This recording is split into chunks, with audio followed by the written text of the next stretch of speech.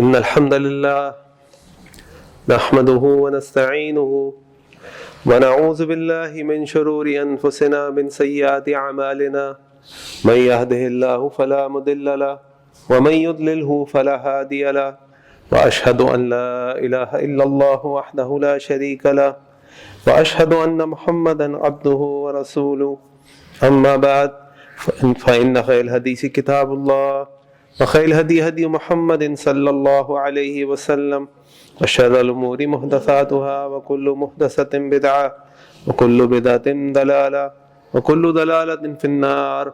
وقال الله تعالى: يا أيها الذين آمنوا اتقوا الله حق تقاته ولا تموتن إلا وأنتم مسلمون. وقال الله تعالى: يا أيها الناس اتقوا ربكم الذي خلقكم من نفس واحدة وخلق منها زوجها وبث منهما رجالا كثيرا ونساء واتقوا الله الذي تساءلون به والأرحام إن الله كان عليكم رقيبا. وقال الله تعالى: يا أيها الذين آمنوا اتقوا الله وقولوا قولا سديدا يصلح لكم أعمالكم ويغفر لكم ذنوبكم ومن يطع الله ورسوله فقد فاز فوزا عظيما. اللهم صل على محمد وعلى آل محمد كما صليت على إبراهيم وعلى آل إبراهيم إنك حميد مجيد. اللهم بارك على محمد وعلى آل محمد كما باركت على إبراهيم وعلى آل إبراهيم إنك حميد مجيد. وقال النبي صلى الله عليه وسلم: تركت فيكم أمرين لن تضلوا ما تمسكتم بهما كتاب الله وسنتي رب اشرح لي صدري ويسر لي أمري واحلل عقدة من لساني يفقهوا قولي. سبحانك لا علم لنا إلا ما علمتنا إنك أنت العليم الحكيم. اللهم أرنا الحق حقا وارزقنا اتباعه وأرنا الباطل باطلا وارزقنا اجتنابه آمين يا رب العالمين. حضرت ابو بکرہ رضی اللہ عنہ ایک روایت بیان کرتے ہیں کہ نبی کریم صلی اللہ علیہ وسلم نے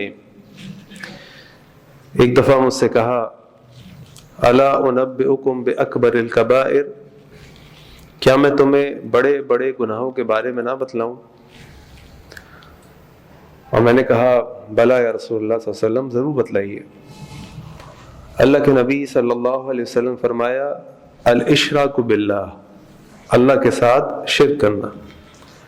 پھر آپ نے فرمایا: وعقوق الوالدین، والدین کی نافرمانی کرنا.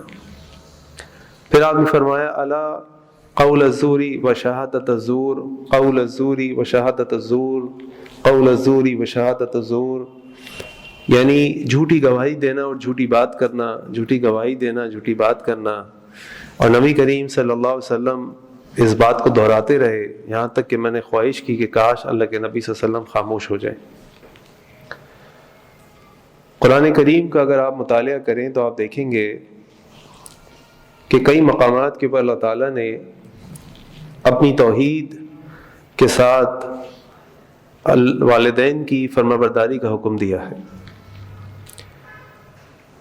مثال کے طور پہ سورہ بنی اسرائیل کے اندر اللہ تعالیٰ بیان فرماتے ہیں: وَقَضَىٰ رَبُّكَ أَلَّا تَعْبُدُوا إِلَّا إِيَّاهُ وَبِالْوَالِدَيْنِ إِحْسَانًا، اور تمہارے رب نے فیصلہ کر دیا کہ اللہ تعبدوا الا ایاہ، کہ تم اس کے علاوہ کسی کی عبادت نہیں کرو گے، یعنی اس کے ساتھ کسی کو شرک نہیں کرو گے، شریک نہیں کرو گے.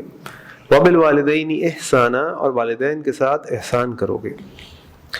علماء نے اس نقطے پہ غور کیا کہ کیوں اللہ تعالیٰ نے کئی مقامات کے اوپر اپنی عبادت کے ساتھ والدین کے احسان کو جوڑا، اور کچھ نکات انہوں نے رکھے جن میں سے کچھ میں آپ کے سامنے رکھتا ہوں. مثال کے طور پر انہوں نے کہا کہ والدین اور اللہ کے درمیان کچھ چیزیں مشترک ہیں جو وہ انسان کے ساتھ یا اپنی اولاد کے ساتھ کرتے ہیں. اللہ ہمارے حقیقی خالق ہیں، والدین ہمارے مجازی خالق ہیں. اللہ تعالیٰ نے انسان کو مٹی سے پیدا کیا، اللہ تعالیٰ کے حکم سے انسان اس دنیا میں آتا ہے، اس میں روح پھونکی جاتی ہے، اس کی ہڈیاں بڑھتی ہیں، اس کے جسم میں گوشت بھرتا ہے، تو وہ ہمارے خالق حقیقی ہیں. لیکن ہمارے جو مجازی حقیقی ہیں، یعنی خالق مجازی ہیں، وہ ہمارے والدین ہیں، کہ اگر وہ نہ ہوتے تو ہم اس دنیا میں نہیں آ سکتے تھے. ہماری والدہ نے اپنے پیٹ میں ہمیں رکھا، ہمارا خیال کیا، پیدا ہونے کے بعد ہمیں دودھ پلایا، ہماری نگہداشت کی، تو ہم اس قابل ہوئے کہ ہم اپنے قدموں پہ کھڑے ہو سکیں۔ تو عدم سے ہمیں وجود میں لانے والے اللہ تعالیٰ ہیں، اور اپنے پیٹ سے دنیا میں لانے والی جو مخلوق ہے وہ اس کا ذریعہ ہمارے والدین بنتے ہیں۔ اسی طرح آپ دیکھتے ہیں کہ جس طرح اللہ تعالیٰ کے ہم پر احسانات لامحدود ہیں، اسی طرح ہمارے والدین کے احسانات بھی لامحدود ہیں۔ انسان اللہ تعالیٰ کے احسانات کا شکر ادا نہیں کر سکتا، اس کا بدلہ نہیں دے سکتا۔ اللہ تعالیٰ قرآن میں فرماتے ہیں وَإِن تَعُدُّوا نِعْمَتَ اللَّهِ لَا تُحْصُوهَا، اگر تم اللہ تعالیٰ کی نعمتوں کو گننا چاہو تو گننا تو چھوڑ دو، تم ان کا حصار بھی نہیں کر سکتے، یعنی سوچ بھی نہیں سکتے کہ کیا کیا نعمتیں اللہ تعالیٰ نے تم کو دی۔ اتنی نعمتیں اللہ تعالیٰ کی۔ اسی طرح اگر والدین کے احسانات کی طرف دیکھیں تو ایسے احسانات ہیں کہ انسان ان کا حق ادا نہیں کر سکتا۔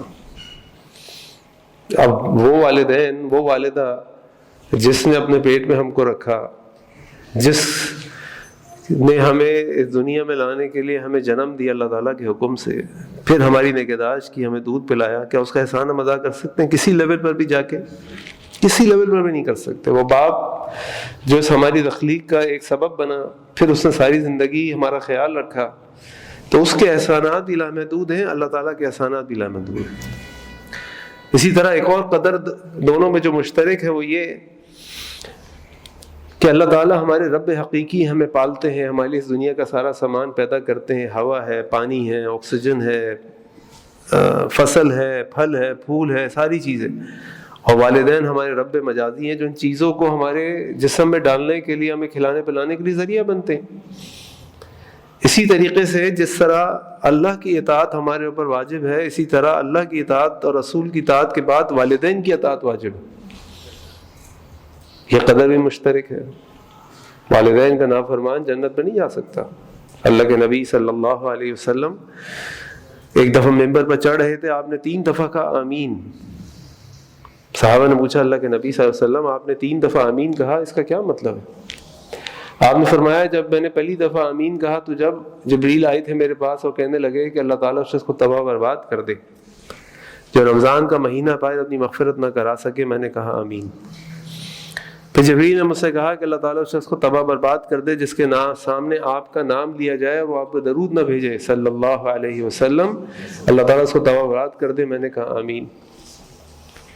اور پھر انہوں نے مجھ سے کہا کہ کوئی بھی شخص اپنے والدین میں سے دونوں یا ایک کو پائے اور ان کی خدمت نہ کر سکے، ان کی خدمت کر کے جنت نہ حاصل کر سکے، اللہ تعالیٰ اس کو تباہ برباد کر دے، اور میں نے کہا آمین۔ یہ اللہ تعالیٰ کی اطاعت ہے۔ اور ایک اور قدر یہ مشترک ہے کہ جس طرح ہم اللہ کے احسانات کو بھول جاتے ہیں، ایسے اپنے والدین کے احسانات کو بھی بھول جاتے ہیں۔ یہ اللہ جو ہمیں رزق دیتا ہے، جو ہماری افزائش کرتا ہے، جو ہمیں سانس کے لیے آکسیجن دیتا ہے، جو سردی گرمی ساری چیزوں کو پیدا کرتا ہے، چاند سورج کو پیدا کرتا ہے، ان کی گردش کو کنٹرول کرتا ہے، جس کی وجہ سے اس زمین کے اوپر زندگی ہے، لیکن ہم اس کا کیا احسان مانتے ہیں اور کیا اس کی نافرمانی کرتے ہیں، یہ سب ہم جانتے ہیں۔ اس کی دی ہوئی زمین پر، اس کے دیے ہوئے جسم پر، اس کے کھائے ہوئے رزق کے اوپر بھی ہم کرتے ہیں، اس کے ساتھ شرک کرتے ہیں، اس کے ساتھ جنگ کرتے ہیں۔ اور یہی بات ہم اپنے والدین کے ساتھ بھی کرتے ہیں۔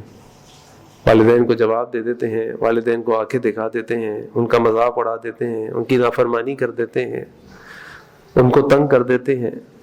تو جس طرح ہم اللہ کے احسانات کو بھول جاتے ہیں، اسے اپنے والدین کے احسانات کو ہی بھول جاتے ہیں۔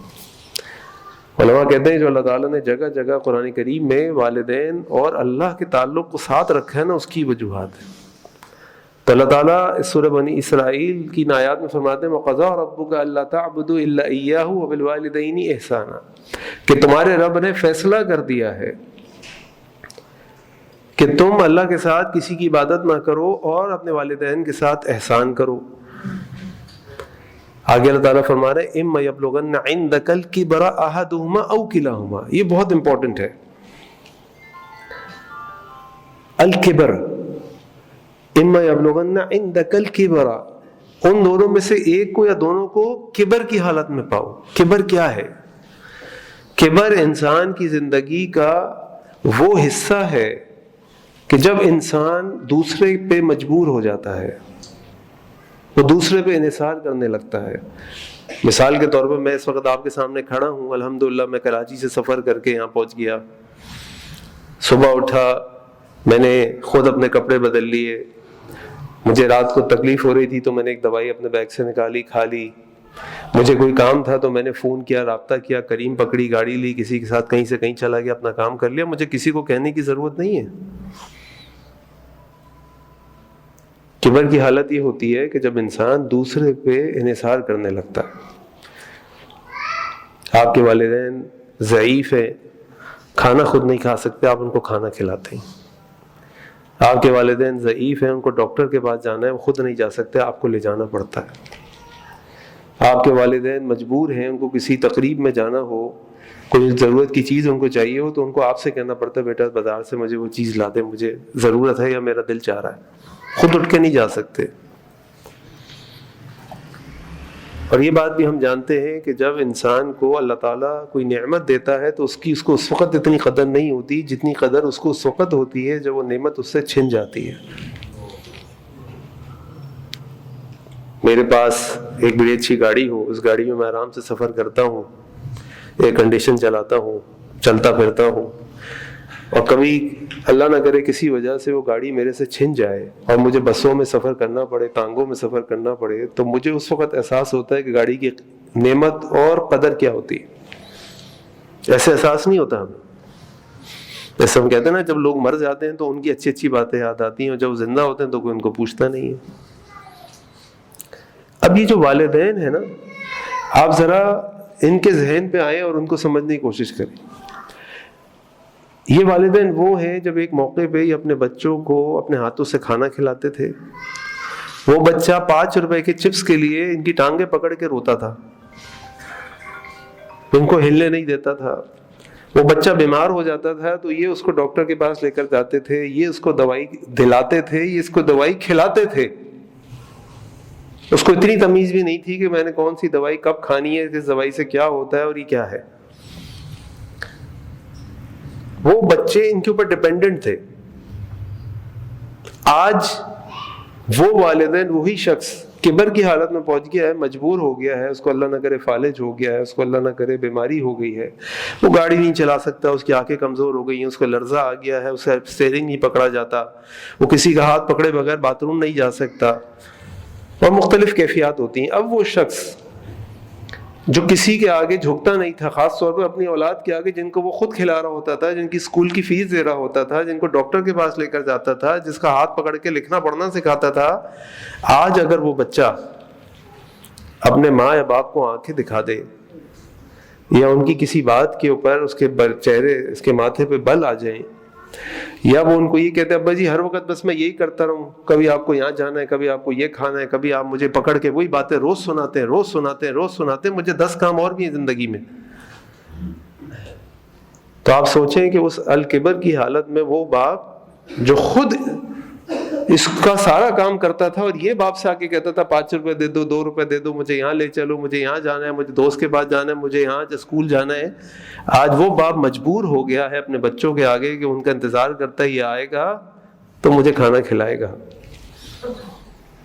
یہ آئے گا تو میری دوائیاں لے کر آئے گا، یہ مجھے ڈاکٹر کے لے کر جائے گا، یہ مجھے یہ کرے گا، یہ کرے گا، یہ کرے گا. یہ الکبر ہے. اللہ تعالیٰ اس وقت کی بات نہیں کر رہے جب والد بھی تندرست توانا ہے اور اولاد بھی تندرست توانا ہے. اس وقت تو اس کی ضرورت نہیں ہے، اس کی مجھے ابھی ضرورت نہیں الحمدللہ کہ میرے بچے میرے کام کریں.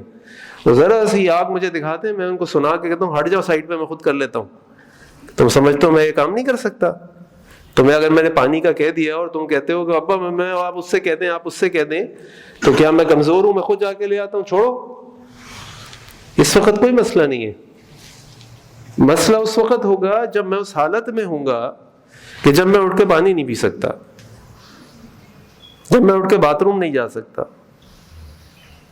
جب میں ڈاکٹر کے مجھے جانے کے لیے کوئی ساتھ چاہیے جو میرا ہاتھ پکڑ کے لے کے جائے گا اور مجھے ڈاکٹر کو دکھائے گا، شاید مجھ سے بولا نہ جاتا ہو، چاہے مجھ سے بات نہ کی جاتی ہو، چاہے میری سمجھ عقل ختم ہو گئی ہو، اس وقت مجھے اس کی ضرورت پڑے گی. یہ ہے الکبر. اللہ تعالیٰ فرما رہے ہیں یہ تو تمہارے لیے جنت کمانے کا بہترین موقع ہے. اما یبلغن عندک الکبر احدہما او کلاہما، کہ جب وہ دونوں میں سے ایک یا دونوں کو تم کبر کی حالت میں پاؤ، فلا تقل لہما اف، تو دیکھو ان کو تم نے اف نہیں کہنا. اور یہ اف صرف زبان سے نہیں ہوتا، یہ اف آنکھوں کے گھمانے سے بھی ہوتا ہے، یہ اف آپ کے چہرے کے تاثرات سے بھی ہوتا ہے، یہ اف بہت سارے طریقوں سے ہوتا ہے. اللہ تعالیٰ فرما رہے فلا تقل لہما اف، دیکھو اف نہیں کرنا، اف نہیں کرنا. اور یاد رکھیں کہ کچھ نیکیاں ایسی ہیں کہ جو آپ آخرت میں تو تمام نیکیاں انشاءاللہ ہماری ان کیش ہوں گی نا، ریٹرن ملے گا، بدلہ ملے گا انشاءاللہ. کچھ نیکیاں ایسی ہیں جن کا ریٹرن یا جن کو دنیا میں بھی ان کیش کرایا جا سکتا ہے، پھنس جائیں اس نیکی کو استعمال کر لیں. ان میں سے ایک نیکی والدین کے ساتھ حسن سلوک ہے. وہ 3 افراد جو کسی جگہ سے گزر رہے تھے، شدید طوفان آ گیا، تینوں نے غار کے اندر پناہ لی. اس طوفان کی شدت کی وجہ سے بڑے اوپر پہاڑ کے اوپر سے ایک بڑا پتھر آیا اور آ کے اس نے غار کے منہ کو بند کر دیا. اب تینوں اندر بند ہیں، باہر نکلنے کا کوئی راستہ نہیں. وہ کوئی چھوٹا موٹا پتھر نہیں تھا، پہاڑوں کے بیچ میں کہیں بیٹھے تھے، غار کا منہ بند ہو گیا، ہل نہیں رہا. کیا کرے؟ سسک کے مرنا ہے، کوئی آپشن نہیں باہر نکلنے کا، کوئی کرین نہیں آ سکتی، کوئی موبائل فون کا سلسلہ نہیں ہے، کسی کو کال نہیں کر سکتے، کچھ نہیں ہوگا، ختم. ان میں سے ایک کے ذہن میں اللہ تعالیٰ نے خیال ڈالا اور تینوں نے یہ طے کیا کہ ہم اپنی ایک ایک نیکی جو ہم نے صرف اور صرف اللہ کے لیے کی ہو، ہم اس کو اللہ کے سامنے پیش کریں اور اللہ سے دعا کریں اللہ اس نیکی کے بدلے ہمیں اس مشکل سے نکال دیں.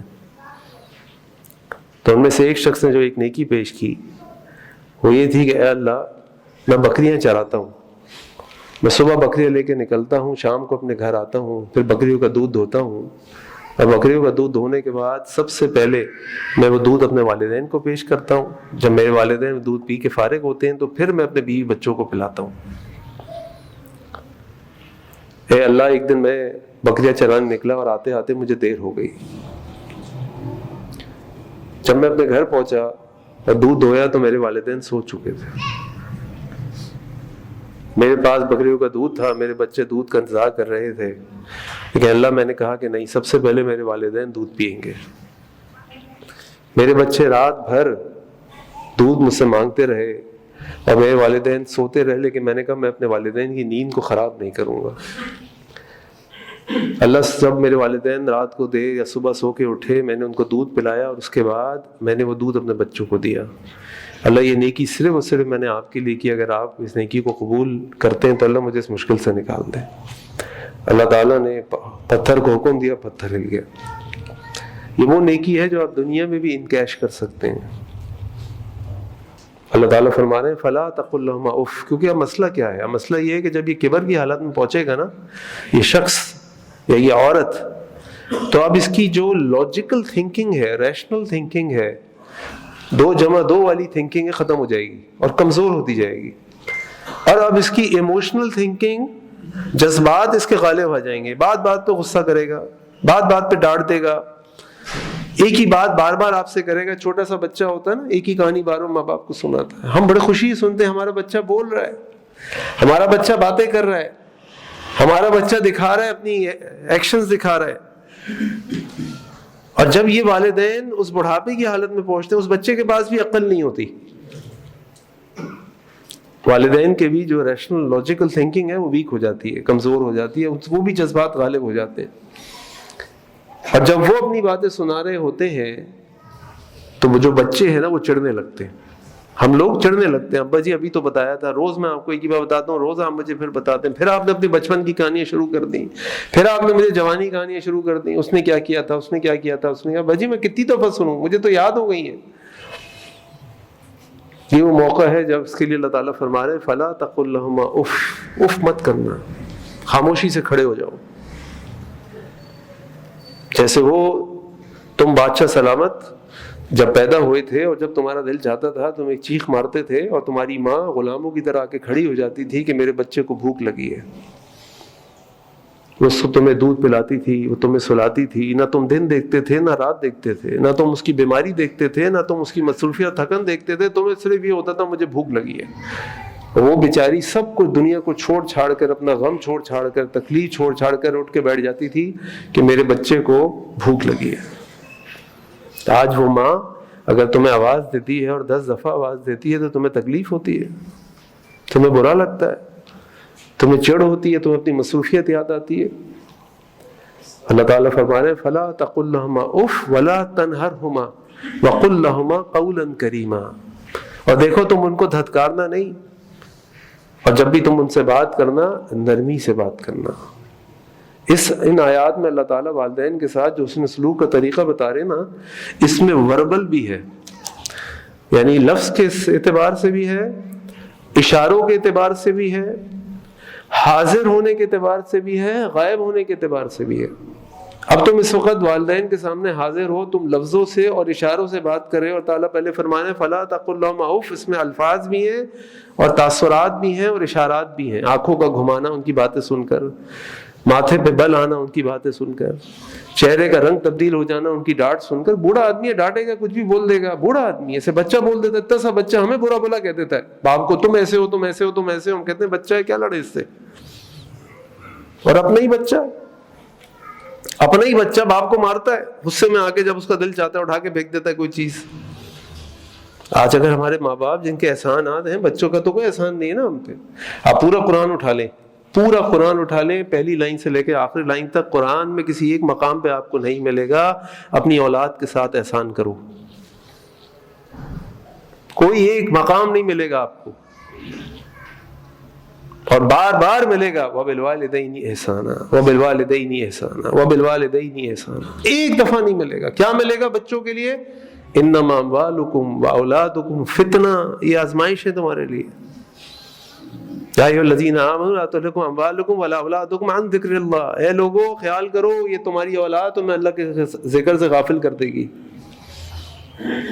لیکن پرابلم یہ ہے، جو لوگ ذرا پیرنٹنگ کو پڑھتے سنتے ہیں نا، آج ہم جس دنیا میں رہ رہے ہیں نا، وہاں پہ چلڈرن سینٹرک پیرنٹنگ ہو گئی ہے، ہر چیز جو ہے نا بچوں کے لیے ہو رہی ہے۔ اصولی طور پہ ہر چیز ماں باپ کے لیے ہونی چاہیے تھی۔ میرا بچہ یوں کر لے، میرا بچہ یوں کر لے، بچے کو یہ پسند ہے، بچے کو یہ پسند ہے، بچے کو، ارے بچہ ہے کون بھائی ہے؟ یہ سوچو ماں باپ کو کیا پسند ہے۔ ہم چھوٹے تھے تو ہمیں ہر وقت یہ ہوتی تھی بابا جی کو ابا جی کو کوئی چیز بری نہ لگ جائے، ابا جی کے سامنے ایسے مت بیٹھنا، ابا جی یہ کرنا، ان الفاظ کو پسند نہیں کرتے۔ ہماری اماں تو ہمیں بتاتی تھی کہ ابو کے سامنے بیٹا ٹانگ مت پھیلانا، ابو کے سامنے زور سے بات نہیں کرنا، پہلے ابو کھانا شروع کریں گے پھر تم کھانا کھاؤ گے، ہاتھ نہیں لگاؤ گے، چاہے 1 گھنٹہ لگ جائے بیٹھے رہو اس جگہ، جب تک ابا فارغ ہو کے دسترخوان پہ آ کے کھانا شروع نہیں کریں گے کوئی شروع نہیں کرے گا۔ آج پہلے بچے آ کے سب نکال لیتے ہیں، کھا لیتے ہیں، پی لیتے ہیں، ماں باپ بیچارے خدمتوں میں لگے ہوتے ہیں، ویٹر لگے۔ میں آپ سے یہ نہیں کہہ رہا کہ اپنے بچوں کا خیال نہ کریں، بالکل بچوں کا خیال رکھیں، یہ ہمارے اوپر اللہ تعالیٰ کی طرف سے ایک ذمہ داری ہے اور ایک امانت ہے، لیکن بیلنس کریٹ ہونا چاہیے۔ اصل رتبہ ہے والدین کا۔ اللہ تعالیٰ فرما رہے ہیں وَقُلْ لَهُمَا قَوْلًا كَرِيمًا، جب بھی تم ان سے بات کرو نرمی سے بات کرنا، نرمی سے، سختی سے بات نہیں کرنا۔ وَاخْفِضْ لَهُمَا جَنَاحَ الذُّلِّ مِنَ الرَّحْمَةِ، اور جب تم ان کے سامنے کھڑے ہو، اب وہ بادشاہ سلامت ہے، تم غلام ہو۔ غلام کیسے کھڑے ہوتے ہیں؟ غلام ایسے نہیں کھڑے ہوتے تن کے، سینہ پھلا کے، نظریں اٹھا کے۔ ہاں اب وہ کبر میں ہے، تم اس کی دوائی کے پیسے تم دیتے ہو، وہ کبر میں ہے، اس کو ڈاکٹر کے پاس تم لے کر جاتے ہو، وہ کبر میں ہے، اس کو اپنے ہاتھوں سے تم کھانا کھلاتے ہو کہ اس کے ہاتھوں پہ فالج ہے، وہ کبر میں ہے، اس کے جذبات غالب ہو گئے ہیں، اس کی عقل کم ہوتی جا رہی ہے، تمہیں برا بھلا کہہ دیتا ہے، تمہارے بچوں کے سامنے تمہیں ڈانٹ دیتا ہے، لیکن تم نے اس کے سامنے کیسے کھڑے ہونا ہے؟ وَاخْفِضْ لَهُمَا جَنَاحَ الذُّلِّ مِنَ الرَّحْمَةِ، جناح کہتے ہیں پروں کو۔ اگر آپ کسی پرندے کو دیکھیں تو پرندہ جب اوپر فلائٹ لیتا ہے نا تو اپنے پروں کو کھولتا ہے، اور جب وہ نیچے کی فلائٹ لیتا ہے نا وہ اپنے پروں کو بند کر لیتا ہے۔ تو اللہ تعالیٰ فرما رہے ہیں ان کے سامنے کھڑے ہو پروں کو بند کر کے، اور ذلی ذلت کے ساتھ، تم غلام ہو وہ آقا ہے، تم کمی ہو وہ سردار ہے، تم ہو کون، تمہیں جانتا کون تھا، تمہیں مانتا کون تھا، بھائی تم آئے کہاں سے ہو، تمہاری دنیا میں آنے کا سبب یہ ماں باپ ہیں، تمہیں عزت انہوں نے دلائی ہے، نام انہوں نے دیا ہے، گھر انہوں نے دیا ہے، پالا پوسا انہوں نے، تم تھے کون؟ تمہاری تو حالت یہ ہے کہ اگر تمہیں انسان سب سے کمزور مخلوق ہے، اس کو اگر چھوڑ دیا جائے نا بغیر نگہداشت کے، مر جائے گا یہ پیدا ہونے کے بعد۔ تو جب تم نے اپنے والدین کے سامنے کھڑا ہونا ہے نا، تو ایسے کھڑا ہونا ہے کہ جھک کے کھڑا ہونا ہے، جیسے ایک ذل گرا ہوا آدمی کسی سردار کے آگے کھڑا ہوتا ہے حاجت لے کر، ایسے کھڑے ہو کے تم نے ان سے بات کرنی ہے۔ کہ یاد رکھیں یہ ساری بات ہو رہی ہے ان دکل کبرا، کبر کے ساتھ۔ اب وہ بیچارہ مجبور ہے، کچھ نہیں کر سکتا تمہارے لیے، خرچہ بھی تم نے دینا ہے، دوائی بھی تم نے دینی ہے، ٹائم بھی تم نے دینا ہے، لے کر بھی تم نے جانا ہے۔ اس کے بعد اللہ تعالیٰ کہہ رہے ہیں کبر کی حالت میں آ گیا اب یہ سارے کام کرنے۔ وَقُلْ رَبِّ ارْحَمْهُمَا كَمَا رَبَّيَانِي صَغِيرًا، اور جب تم ان کے پیچھے ہو تو تم نے ان کے لیے دعا بھی کرنی ہے۔ رَبِّ ارْحَمْهُمَا كَمَا رَبَّيَانِي صَغِيرًا، اے اللہ ان دونوں پر رحم کر دیجئے جیسے ان دونوں نے مجھ پر رحم کیا جب میں چھوٹا تھا۔ تو تم نے ان کے احسانات کو بھولنا نہیں ہے، تم نے ان کے احسانات کو یاد کرنا ہے، اور یہ اللہ تعالیٰ کی طرف سے یہ حکم ہے۔ یہ اللہ تعالیٰ نے جو اپنے نام کے ساتھ، اپنی عبادت کے ساتھ بار بار والدین کو رکھا ہے اور جوڑا ہے، اس کی وجہ یہی ہے کہ علماء فرماتے ہیں کہ اللہ تعالیٰ جس طرح ہمارے ساتھ احسان کرتے ہیں اسی طرح والدین بھی ہمارے ساتھ احسانات کرتے ہیں۔ بہت ساری دونوں قدر مشترک ہے۔ بہرحال اللہ تو اللہ ہے، لیس کمثلہ شیء، ان کی جیسی کوئی مثال نہیں ہے۔ امام سفیان الثوری رحمہ اللہ فرماتے ہیں کہ قیامت والے دن مجھے یہ آپشن ملے، اختیار ملے کہ میرا حساب کتاب میرے والدین کریں یا اللہ کریں، تو میں آپشن لوں گا کہ میرے اللہ میرا حساب کتاب کریں، میرے والدین نہ کریں، کیونکہ اللہ سے زیادہ مجھ سے کوئی محبت نہیں کرتا، اللہ سے زیادہ مجھ سے کوئی محبت نہیں کرتا۔ اللہ اپنے نام کے ساتھ، اپنے ساتھ، اپنی عبادت کے ساتھ والدین کے احسان کو جوڑیں تو آپ سمجھ سکتے ہیں اس کی کتنی اہمیت ہوگی۔ اللہ تعالیٰ سے دعا ہے کہ اللہ تعالیٰ ہمیں اپنے والدین کی خدمت کرنے کی توفیق عطا فرمائے، ان کے ساتھ احسان کرنے کی توفیق عطا فرمائے، اور ان کے ساتھ احسان کے اللہ تعالیٰ ہمیں جنت الفردوس حاصل کرنے کی توفیق عطا فرمائے۔ وآخر دعوانا الحمد للہ رب العالمین۔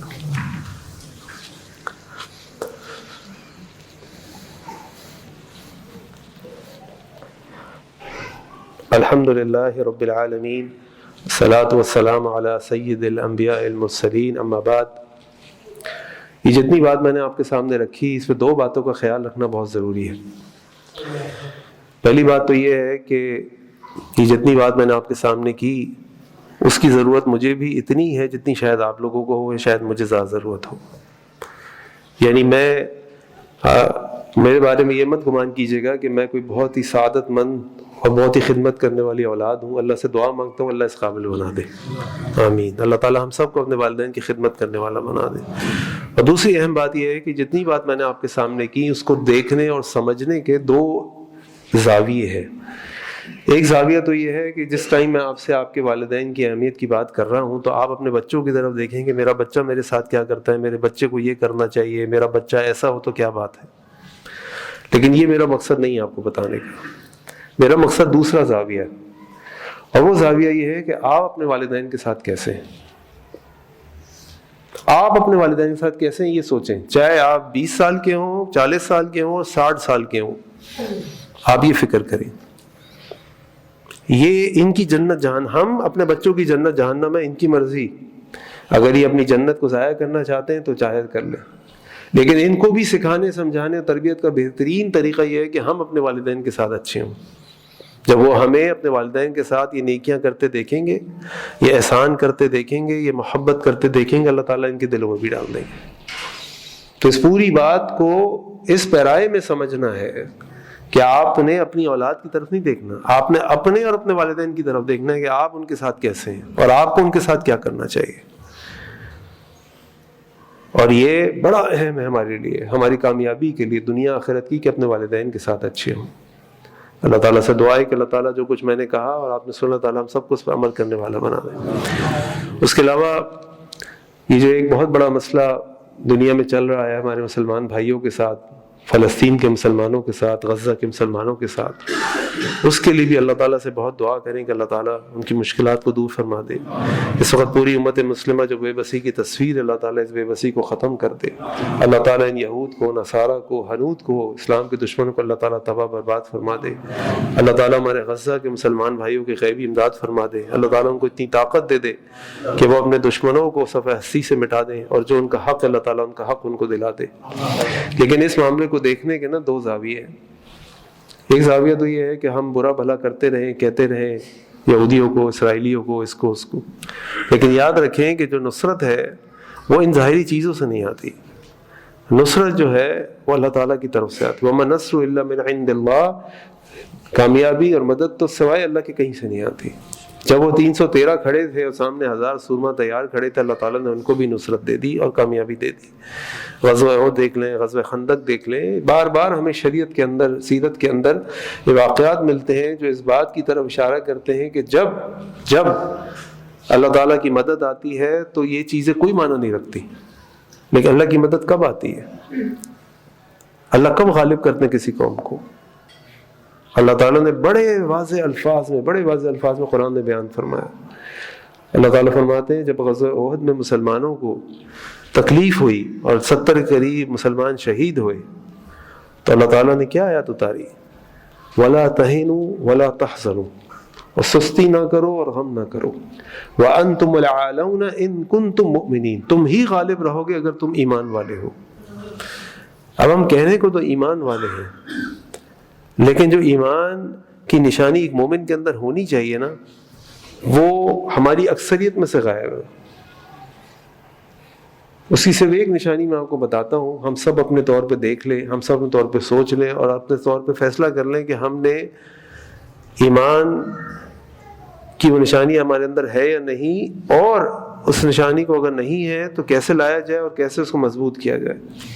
ایمان کا سب سے پہلا مظہر نماز ہے۔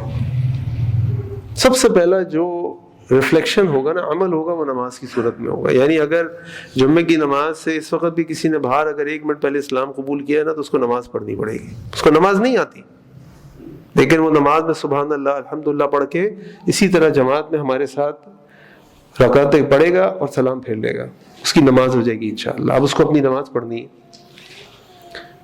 آپ اس وقت یہاں موجود ہیں، یہ جمعے کی نماز ہے، کیا یہی لوگ جو اس وقت جمعے کی نماز میں ہیں، اگر وہ اس محلے میں رہتے ہیں یا اس محلے میں کہیں اور محلے میں رہتے ہیں، فجر کی نماز میں ہوتے ہیں؟ فجر کی نماز میں آتے ہیں، فجر کی نماز باقاعدگی سے مسجد میں اپنے وقت پہ جماعت سے پڑھتے ہیں۔ یہ پہلی نشانی ہے۔ نہ باتوں سے قوم فاتح بنتی ہے، ورنہ تو ہم سب سے بڑی باتیں کرنے والی قوم ہے، لیکن دنیا میں نل بٹا نل ہے۔ نہ نعروں سے بنتی ہے۔ اصل چیز جو ہے، بنیاد کسی بھی کامیابی کی اللہ کی طرف سے، وہ اللہ کے دین پر عمل کرنے سے ہے، وہ ایمان کی وجہ سے ہے۔ اگر یہ ایمان نہیں ہوگا، آپ کے پاس الحمدللہ آج ایٹامک پاور ہے، ہم کیا ہو رہا ہے اس سے؟ کیا کر سکے ہم؟ کچھ بھی نہیں کر پا رہے۔ دنیا کے 7 ایٹمی ملکوں میں سے ایک ہم ہیں، کچھ بھی نہیں کر سکتے۔ کیوں؟ ایمان نہیں ہے نا۔ اب ہم دوسروں کو تو کہتے ہیں ہمارے حکمران ایسے، ہمارے بڑے ایسے، ہمارے یہ ایسے، ہم کون ہیں؟ جو 6 فٹ کی سلطنت ہے اس کو تو قابو کر لیں اللہ کے حکم سے، اس کو قابو کرنے کو ہم تیار نہیں ہیں، اس پہ عمل درآمد کرنے کو، اسلام کو نافذ کرنے کو تیار نہیں ہیں، اور چلے دنیا فتح کرنے، ایسا نہیں ہوگا۔ وہ جو صحابہ تھے نا، ان کے بارے میں ابن تیمیہ رحمہ اللہ فرماتے تھے رہباناً باللیل و فرساناً بالنہار، رات کو وہ راہب بن جاتے تھے، اللہ کے آگے گریہ زاری کرتے تھے، رہباناً باللیل و فرساناً بالنہار، اور دن میں گھڑ سواری کے ماہر ہوتے تھے اور دشمنوں کی صفوں کو چیڑ دیتے تھے۔ ایسا نہیں تھا کہ صرف نمازیں پڑھتے تھے تو میدان سے غافل تھے، یا میدان کے تیز تھے تو نمازوں سے غافل تھے۔ یہ دونوں چیزیں ضروری ہیں۔ تو اگر ہم چاہتے ہیں کہ ہمارے مسلمان بھائیوں پہ ظلم ختم ہو. ہم چاہتے ہیں کہ ظلم کا خاتمہ ہو. ہم چاہتے ہیں کہ اللہ تعالیٰ اسلام کو فتح دے, نصرت دے. تو کیسے ملے گی؟ اس کا ایک ہی طریقہ ہے, وَأَنْتُمْ أَعْلَوْنَ إِن كُنتُم مُؤْمِنِينَ. تم غالب رہو گے جب بھی تم ایمان والے ہوگے. ایمان نہیں ہوگا, بھول جاؤ غلبے کو. یہ تو میں نے آپ کو ایمان کی ایک نشانی بتائی. سب سے پہلا مظہر ایک مسلمان کا یہ ہے کہ وہ اپنی نمازوں سے غفلت کرنے والا نہیں ہے. وہ اپنی نمازوں کی فکر کرنے والا ہے, اس کو ٹائم پہ ادا کرنے والا ہے, اس کے طریقے کے مطابق ادا کرنے والا ہے. تو اللہ تعالیٰ سے دعا ہے کہ اللہ تعالیٰ ہم تمام دنیا کے مسلمانوں کی مدد فرما دے. اللہ سے دعا ہے کہ اللہ تعالیٰ فلسطین کے غزہ کے مسلمانوں کی مدد فرما دے. اللہ تمام دنیا میں جہاں جہاں مسلمان تکالیف پریشانی کو شکار, اللہ تعالیٰ ان کی مدد فرما دے. اللہ ہمارے ملک پاکستان کی حفاظت فرما دے. اللہ ہمارے حکمرانوں کو اپنے فیصلے قرآن و سنت کے مطابق کرنے کی توفیق عطا فرما دے. اے اللہ ہمارے حکمرانوں کے اندر اتحاد و اتفاق عطا فرما دے, اسلام کی غیرت اور محبت پیدا فرما دے. اے اللہ ہمارے جان و مال و عزت کی حفاظت فرما دے. اے اللہ ہمیں نیک اولاد بنا دے, نیک اولاد عطا فرما دے. اے اللہ ہمیں اپنے والدین کے لیے صدقہ جاریہ بنا دے, ان کی آنکھوں کی ٹھنڈک بنا دے. اے اللہ ہماری اولادوں کو بھی ہماری آنکھوں کی ٹھنڈک بنا دے. اے اللہ تمام بیماروں کو شفائے کاملہ عاجلہ عطا فرما دے. جو گھروں میں ہیں, اسپتالوں میں, اللہ تمام لوگوں کو شفائے کاملہ عاجلہ عطا فرما دے. اے اللہ جو بہنیں بیٹیاں رشتوں کے انتظار میں گھروں میں, اللہ تعالیٰ ان کے نیک صالح رشتے بھیج دے. اللہ جو بیاہ چکے, اللہ تعالیٰ ان کے گھروں کے اندر خوشیاں عطا فرما دے. اے اللہ 5 وقت کی نماز با جماعت پڑھنے کی توفیق عطا فرما دے. اے اللہ قرآن کریم کو سیکھنے, اس پر عمل کرنے, اس کو پھیلانے والا بنا دے. اے اللہ نبی کریم صلی اللہ علیہ وسلم سچی محبت, ان کی سنتوں سے محبت, ان کی سنتوں پر عمل کرنے والا بنا دے. اے اللہ ایک دوسرے سے محبت کرنے والا بنا دے, ایک دوسرے کے ساتھ مل جل کر محبت کے ساتھ رہنے والا بنا دے. ان اللہ یأمر بالعدل والإحسان وإیتاء ذی القربى وینہی عن الفحشاء والمنکر والبغی یعظکم لعلکم تذکرون. سبحان ربک رب العزة عما یصفون, سلام علی المرسلین والحمد للہ رب العالمین.